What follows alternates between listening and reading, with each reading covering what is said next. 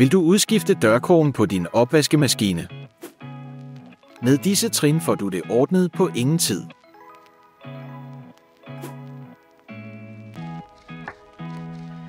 Hvad skal du bruge?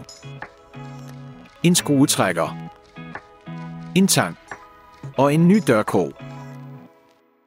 Trin 1. Fjern toppen af opvaskemaskinen. Løsn skruerne på bagsiden og fjern forsigtigt toppen fra maskinen. Trin 2. Fjern den gamle dørkrog. Du kan bruge en tang til at klemme dørkrogen sammen. Fjern derefter dørkrogen. Trin 3. Indsæt den nye dørkrog.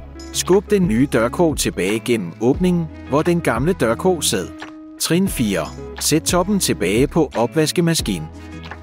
Sæt forsigtigt toppen tilbage på opvaskemaskinen. Spænd skruerne på bagsiden igen.